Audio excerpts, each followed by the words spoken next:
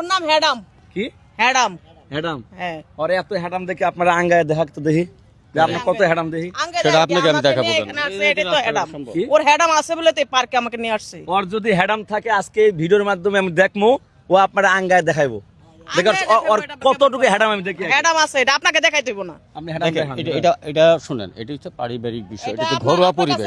আপনি যেভাবে এই যে রাস্তাঘাটে দর্শকদের সামনে আমার গার্লফ্রেন্ডকে আমাকে যে কোলে নিতে বলতেছেন, এটা কি একটা লজ্জাকর ব্যাপার? আপনি কোন বিয়ে করছেন না গার্লফ্রেন্ড কোনটা? আজকে 10 বছরের প্রেম। বিয়ে হয়েছে? না, কিছু হয় নাই। হবে, ওয়েটিং আছে। কি কয়? ওয়েটিং আছে, বিয়ে হবে। ওয়েটিং আছে। তা আপনি যে ওনারে বিয়ে করবেন, আপনি ওনার লোড নিতে পারবেন? কোন সমস্যা না। লোড নিতে পারবে বলে তো 10 বছর ধরে সম্পর্ক আছে নাকি? কি বলেন আপনারা হলো সাংবাদিকরা?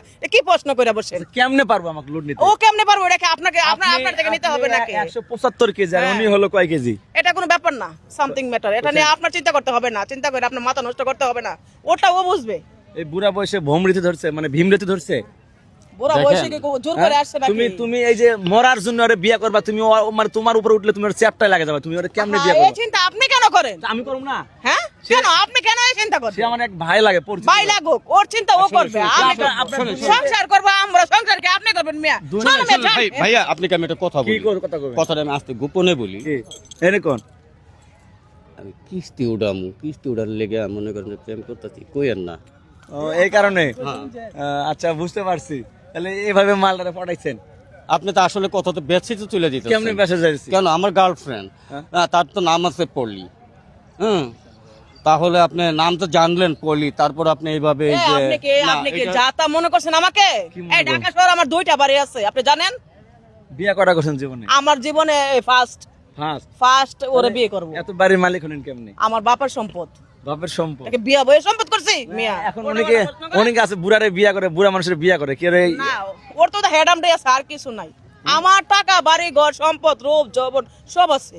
আচ্ছা, এই বুড়া বয়সে ভাইরাল হওয়ার মন জাগলো কেন?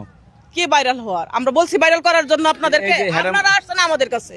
এই হ্যাডাম বাবারে কেমনে পাইলেন? হ্যাডাম বাবা আমার কাছে এটা আল্লাহ মিলাই দিছে। আল্লাহ মিলাই দিছে? ভাইরাল হওয়ার একটা ইস্যু, মানে হ্যাডাম বাবা দিলে মানে আমরা ভাইরাল হয় না, আমাদের কাছে আমাদের নাম নেই, আপনারা ভাইরাল হতে আছেন। আমি হ্যাডাম বাবা, আমাকে ভাইরাল করার কোনো ইয়ে নাই, কারণ বিশ্বের 400 কোটি জনগণ জানে আমি ভন্ড হ্যাডাম বাবা।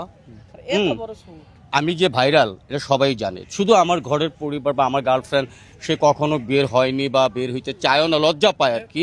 কারণ বিভিন্ন এই যে আপনাদের মতো কন্টেন্ট ক্রিয়েটররা রাস্তাঘাটে ধরে বিভিন্ন প্রসঙ্গ নিয়ে আলোচনা করে, এটা আসলে আমাদের ভিতরে একটা বিভ্রান্তিকর